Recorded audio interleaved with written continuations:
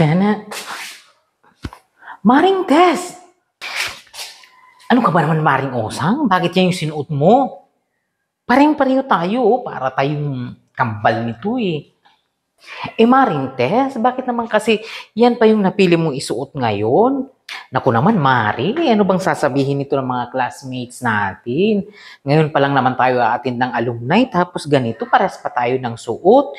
Yung sinuot pa natin to sa JS prom natin nung fourth year high school tayo. Ano ba naman yan, Mari?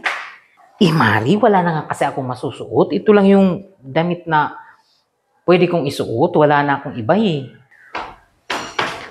Oh, Maring Osang, Maring Tess, bakit kayo nag-aaway? Ano bang pinagtatalunan yung dalawa? Naku naman, kumpare. Ito kasi si Kumaring Tess eh. Ginagaya yung suot ko. Paras kami ng suot. Yung sinuot pa namin to nung fourth year high school tayo is sa JS prom. Oo nga pala. Ba't naman parehas pa kayo ng suot? At kahit ng tabas, parehong-pareho din. Ano bang nangyari sa inyong dalawa? Pinagtawanan mo pa talaga kami. Kita mo na namumroblema kami kasi ano lang sasabihin ng mga classmates natin. Parehas kami ng damit ni Maring Osang. Oh, bakit nung high school tayo, pwede kayong parehas ng suot? Bakit kayo hindi na pwede? Kung ayaw ninyo, magpalit na lang ang isa sa inyo. Ako wala na kasi akong iba eh. Doon na lang, si Kumaring Tess na lang yung magpalit. Sige na, Mari, ikaw na lang yung magpalit ng damit. Lahat kasi ng mga damit ko ngayon eh.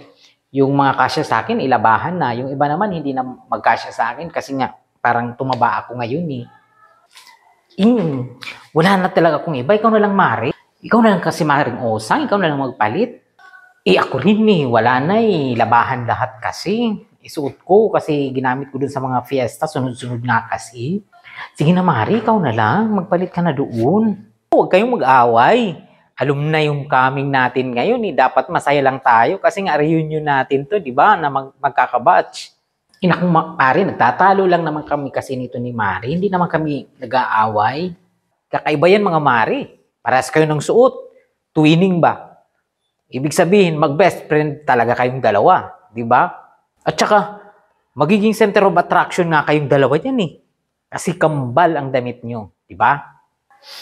Paano ba to? Ano bang gagawin natin? Ba't kasi sumabay ka pa? Okay na yan. Sa akin, okay lang. Iwan ko dito kay Maring Tess kung okay lang sa kanya.